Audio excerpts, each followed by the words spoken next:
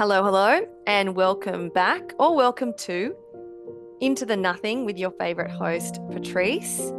On this episode, we are diving into changing careers, following your purpose, following the nudges, going after opportunities, learning to say yes and learning to say no, and the process of doing so. And so today on the podcast, I have the beautiful Natalie, the Bee Queen. Welcome. Thank you, Patrice. It's so good to be here. Welcome to Into The the bee Nothing, queen. the Bee Thank you. Queen. I always find it so fascinating to think about what does into the nothing mean to me? And from your journey, I can see that moving from being in the city or, closer to the city, and then going from that and moving to the country and changing careers and being brave and stepping into the unknown and following your intuition and moving your family all the way down to another state in Australia. That's a lot of into the nothing. That's a lot of bravery. That's a lot of the unknown. That's a lot of trusting yourself. And these are the flavors that I find so fascinating, sometimes so challenging, but so exciting in life when we do so. So, Natalie, can you share your story of the process you went through from going from being an accountant? I remember sitting across from you on Bribie Island at the RSL club there. We're sitting across having dinner, and you were talking about, I've got some beehives when you're living up in Brisbane. I'm an accountant. I don't even know. I'd love to do the bees full time, but I I remember don't think this I can. conversation. I Yes, remember like the pole of the umbrella between you and I and wanting to have the conversation, but the pole was kind of in the way. And yes, sitting there just thinking, I always love to say to people, just go for it. But the practicality and the logistics of that simply can be not so simple. yeah, So share your story. What was the process from accountant to bee queen? yeah. It's a big process, and it was so overwhelming. I knew that when I thought about doing bees or working with bees, something inside of me just felt really exciting. My heart and my body, you could just feel like a buzz. But it was so overwhelming Great word, feeling by the like, way. what was that? A I could buzz. feel a buzz. I didn't even realize I said that. Buzz. Yeah. And yeah, just I knew that I felt that in my body, I knew I was going to be working with bees. Maybe somewhere in North Queensland. I didn't think it would be, regional New South Wales. And that's all I kind of knew. And I just felt like I just wanted to start taking natural steps forward. And I joined a bee club, and this all actually happened after talking to a client who was talking to me about pollination. And I was like, tell me about pollination. It was so interesting. I fell in love with the story in pollination straight away. So joined a bee club, got our own beehives, and just started working the bees in our own backyard. And I think during COVID, it really started to ignite the passion because you're home a lot, working from home, got your backyard with your bees. And I think once I aligned myself with this whole bee purpose, things started to fall in place naturally. Even though I was like moving forward with plans, everything started to fall in place quite organically. So I met a commercial beekeeper, and I came down to New South Wales where he was based and saw how kind of a commercial operation worked, um, and loved it. I spent 4 days in the bush, opening and closing gates, opening and closing hives, in trucks, and sleeping in a shed, and I just loved it. So when I came back, I said to my husband, like, we should try and do this. This is so exciting. It feels so right. And then I fell pregnant. So that always slows things down. But obviously, it was meant to be because, we've been trying for a while and with our second. And when I came back and fell pregnant, I just felt like I felt pregnant because I was really happy. And all the other times I was trying for our second, it was like I'm pushing it. I don't know. And it was just like I was so happy after being with the bees that we fell pregnant. And maybe that all meant to happen because it's just naturally had, like, I had the baby, I was at home with a young newborn, feeling into this whole passion of the bees, having a break from the office, from working from home to be with a baby, just made me realize let's follow this. Let's move with a 4-month old and a 4-year old to New South Wales and work with bees. And that's literally kind of how it happened in I, a l- nutshell. I love that you want to trust the natural steps of it too, because it Yes. can be so easy to force it. And Mm-hmm. it's interesting when you follow that because you're talking about bees now, and I love bees, but I don't have the same fire in my belly and in my heart for bees. And I think this is where it gets really interesting, where we do have that unique purpose or sensation or fire that's within us. Because Yes. you clearly have a connection with bees and you didn't know it. You know, it didn't happen when you were necessarily 12 or 20. Hmm. It happened when you were a bit older. Yeah, in my early 30s, mid 30s, about pollination and bees and all the different roles they were playing in the hive. I was like, why did I not know this all my life? You're like, this is the most beautiful thing I've ever heard, and to be so fascinated with the pollination process. But then, yeah, then it all starts to line up. It's not as though you didn't take action though, because you did spend some time with the commercial beekeeper down in New South Wales. So you went and did that. So there were all Mm. these moments. But why did you initially get a few beehives in Brisbane? Was that because when you spoke to your client, when you're an accountant, did she say that you could, or that was a possibility? So you got a few in your backyard? Yeah, when I joined a bee club, it was the Brisbane Northside Bee Association.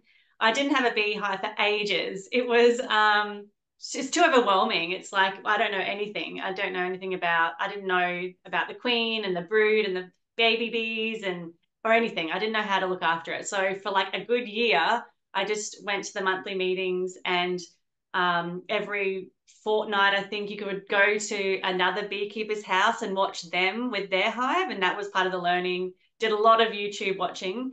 And I think, yeah, I finally got my own beehive. And I wanted to get my own beehive just to see if I could do it. And we had a veggie patch and we lived on a bit of property in Moray Field. So we were just sort of, it was just a natural process to get our own hive. And then quickly, I think we ended up getting 10 hives because I was learning how to make queens. So that was really exciting when you can see that the bees make a queen, and that became, a bit of a passion there. And we started producing our own honey and giving it to family and friends and just, little jars for Christmas. And all of these things are like a natural step to having more and more bees. And I just really wanted to help the industry on a bigger scale, like help farmers with pollination and help the industry with new entrants. Like people are joining beekeeping because it's so hard to get into. There's no like courses really on it. I was trying to look for like TAFE courses, anything that would teach me how to do beekeeping apart from YouTube. So I just got really passionate about being more involved, not just with the bees, but with the industry. In this process of, and obviously this unfolded over a few years, and Yes. in this process of moving from Brisbane down to Wagga in New South Wales, so from Queensland, moving your family, changing careers, what are some of the most challenging processes you had to go through? What were some things that you had to let go of that was hard to do? Yeah, it's really hard to let go of the stability and security of a 9 to 5 job and the stresses that come with that, especially with young kids, having a 4-month-old and a 4-year-old. The other big challenges have been feeling isolated, especially initially. The first year was so hard, not having my mum at Bribey around the corner, not having my family and like friends around. That was really hard. I have a very social side to myself, and I didn't have that when we moved here. So they have been the biggest challenges. We've been really lucky with the amazing house we were able to find online before we moved down. And the community here is so friendly and welcoming that those this all starting to get easier as time went on. But yeah, I guess the hardest thing is forging forward with this passion and believing in ourselves and trying to wear all the different hats of motherhood, running a business, trying to have time for myself, just all the different things. And what I've learned about myself is how um, good I am at adapting to my surroundings and to challenges. And what are some ways that you have adapted to your surroundings moving to Wagga? I find that I'm trying to be involved with community things that I didn't do in Brisbane. So if there's something happening at the library, or if there's a sort of a rural show in the town over, I'll be going to these things to just see the lay of the land. And I guess being open and to talking to mothers at school drop off, and it's just getting into Wagga to do things with the kids. That's just sort of how I've adapted. And my husband and I have, a very amazing friendship that we try and communicate to each other as much as possible. So when I'm like, this is hard, I need my little social like moment because I'm feeling like I need that little box ticked. We'll just talk about it, and he'll be like, "Yep, go on a staycation or something." And what did life look like? Like, if you could paint a picture of the day that you had when you were an accountant living in Brisbane, and then if you could paint a picture of like a general day for you now, Natalie, obviously being a mum and supporting the bees, and what are you and your husband doing? Like, what did life look like 5 years ago, and what does it look Mm. like today? We definitely don't have the stress of having to rush to work at a certain time. And we don't have peak hour traffic to worry about. We don't even have a traffic light to worry about. But yeah, the mornings still look the same. We've got the kids, so we get them ready for school, we get our daycare. The good thing about the bees, they kind of wake up late in the sense they don't fly when it's cold. So they kind of stay in the hive till about 10 o'clock in the morning. Summer will be different. We'll be up and out earlier in summer, but yeah, they're in no rush to fly when it's cold. So we just get the kids off to school, and we do some, behind the scenes work with all the bees. And then we get out there, we check the hives. They're at the different properties around Coolaman. So they're sort of on properties where there are flowers or really good flowering crops. So we just go to the hives, we check them, check the queens, do some hive management if it's needed. And then at the end of summer, we start spinning all of our honey, and we get about, if it's good, we get about 9,000 kilograms, which is 9 ton of honey So from our it little 300 hives. Oh my gosh. So are they 300 hives that are currently on your property, or are these the 300 hives that you at night will transport to other people's properties, or a That's bit of right. both? Yeah. Yeah. We don't have any here at our property, at our house. We have them on properties where there's lots of really good flora and local, like nectar and things like that. And that's why people also love our honey, because it's so local. It's very like local Riverina honey, because we just put them on properties where there is the flowers, and we spread them out a little bit. So we don't put all the bees in one spot. So they're at a And couple of different locations. and so the 9,000 kilograms of honey that Yeah, 9 tons. you're collecting, that is, I can't even imagine how much honey that is. It's delicious though. I'm seeing crumpets everywhere. Yeah, There seeing it cones of is honey. there. This is a little Oh. 250 grams of the 9 tons. Oh, wow. Wow. And so, people paying for your bees to be on their property to pollinate, and how does it work? How does the business work? Yeah, with that side of putting the bees on people's properties, it comes down to kindness, community support. They are farmers farming completely something different, and they might have amazing trees.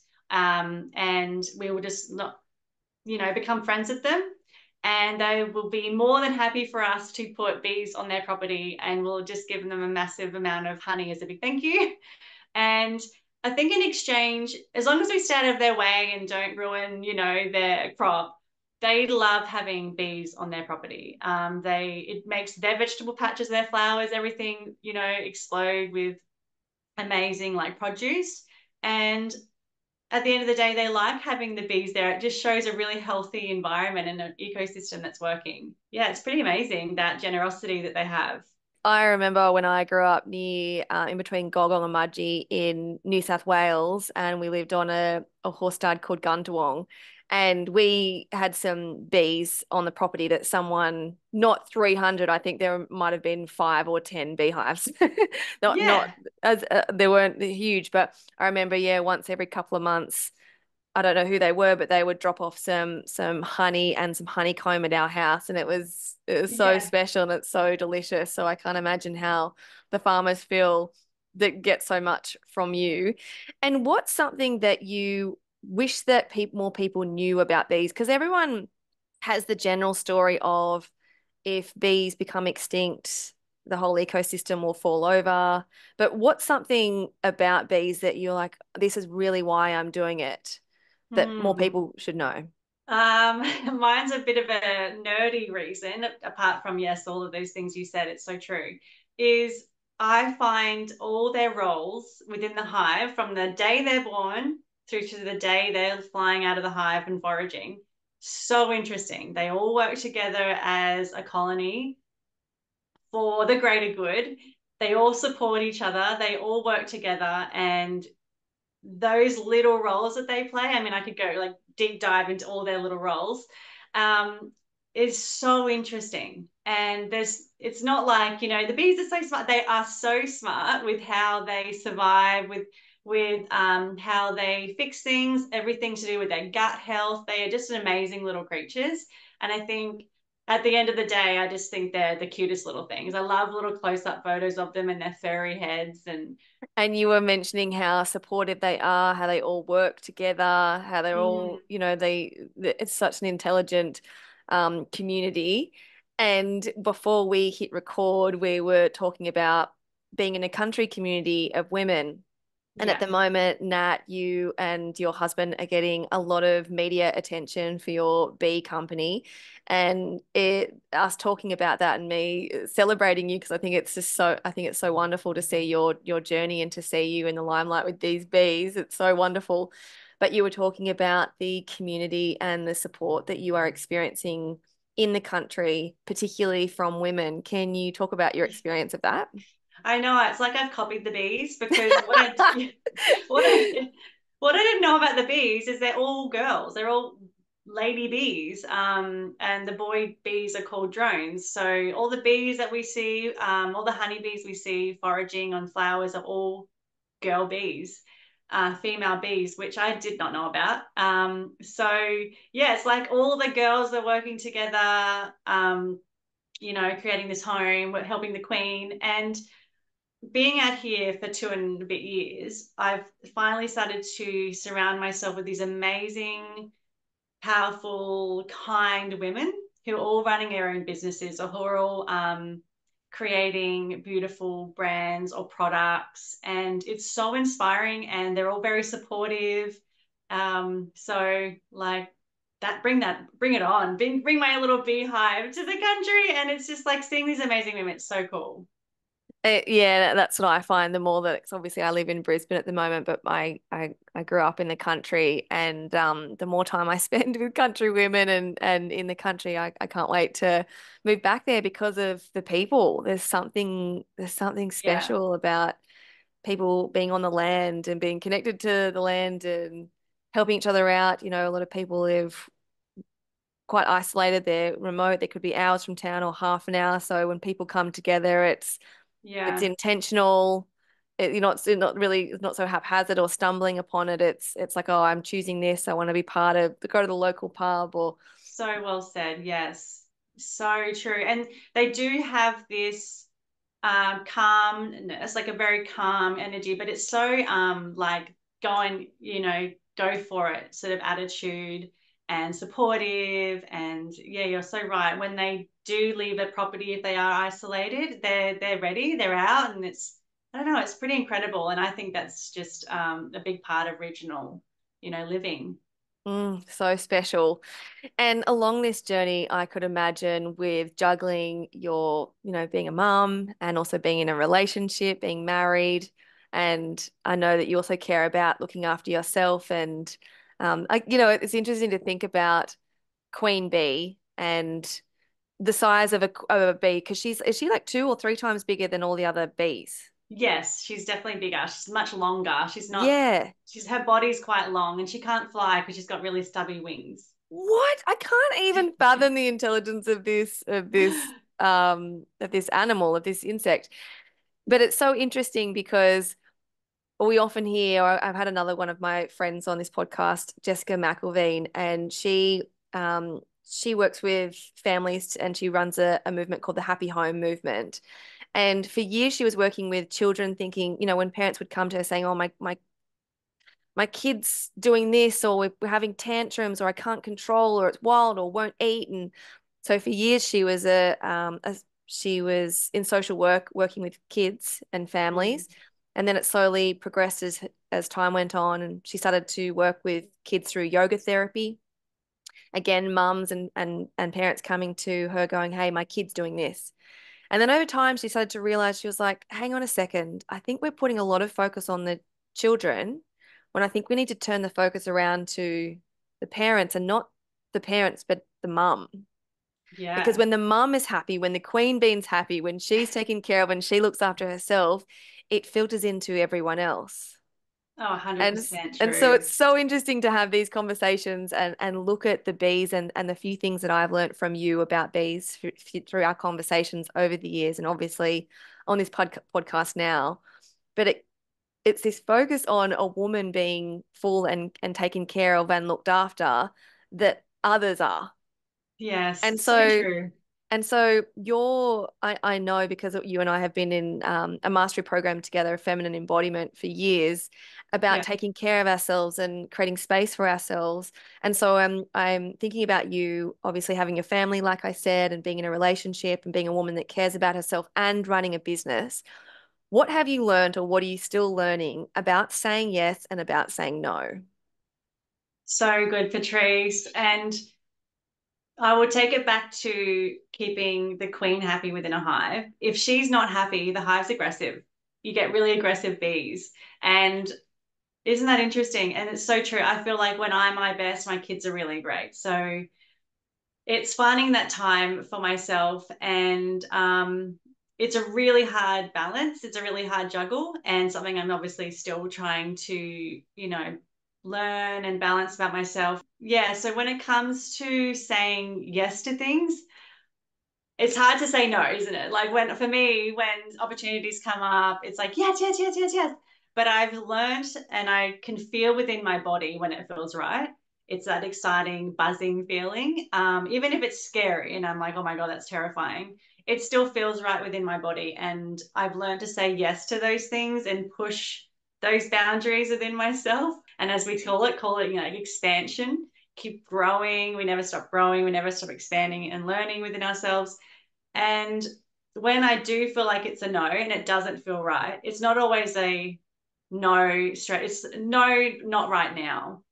Maybe something that I'll be ready for in the future. And understanding that when it is a no, it's just no, not right now. And I might be ready for it at a more natural time when it feels more buzzy and exciting. Yes. And that reminds me of the magic of timing. Yes. And again, something we were chatting about, which always happens, doesn't it? I think anyone who knows who does a podcast knows that so much gold is shared before we hit record, because you're on together and you start sharing you're excited to see each other. And we were talking about the timeline for you and this bee business, and right now you're getting a lot of media attention. You were on Sunrise, you were in the land, Yeah. podcasts and different opportunities are coming your way. That your two daughters are 3 and 6, and if it had happened 2 years ago or a year ago, for example, you were still, while you were setting up the business, you were very much in that early mum, being it was more focus on being a mum for your gorgeous girls. And right now they're a little bit older, they can take care of Mm. themselves a little bit more, and you've had some time in the bee business. And so now for these opportunities to come into your life, you can say yes and do them, and it feels good, but it would have been overwhelming. And I think that that's a tricky thing sometimes. So we often want our purpose or the things that we're doing to happen now and yesterday. And we Yeah. don't realize, like you're saying, when you say no to something, it's a no, not now, because there's a Mm. beautiful timing to things that we can't see until hindsight. Definitely. I couldn't have gone through, Channel 7 Sunrise and some of these magazine photo shoots and felt comfortable because, 2 years ago when we moved here, even up until recently, a huge, like being a mum to really young kids I had to take a step back from actual beekeeping and having to be more home and everything like that. So that was a huge part of it.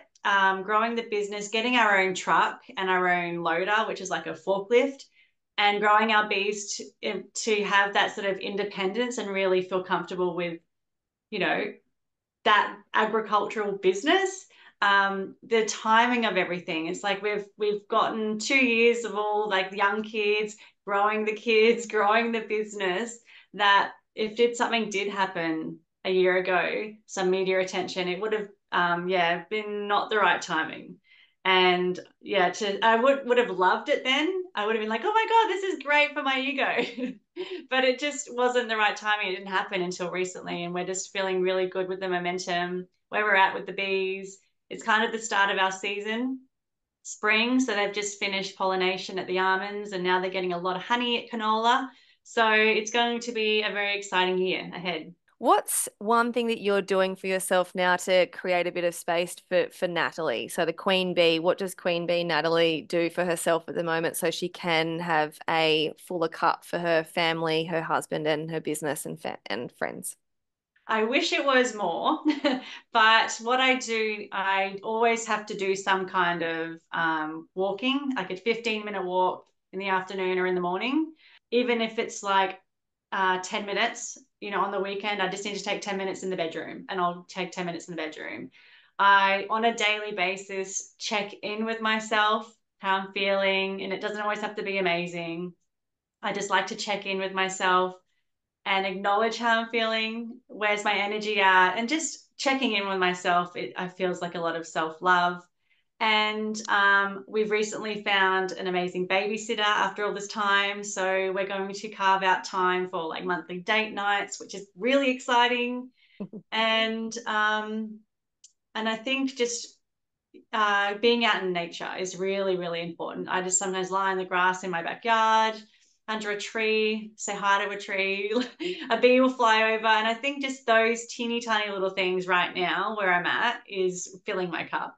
It's the simple things. It is. I know for myself, I'm like, oh, it's the trip to Italy, it's this, and it's like, no, it's not. It's the meditation for me. It's the writing 10 things I'm grateful for and why every single morning, and that sets up my day. I feel like I take up some sort of pill. Like I can feel it kick in a couple of like 2 hours after I do those things, and I'm like, oh Love my God, that. it's setting in. Like, Yes. and it compounds too. But yeah, it gets to be simple. These things that reset us are often free. Yeah. They don't cost anything, but it costs when we don't do them. Yes. There's a I cost. notice the difference.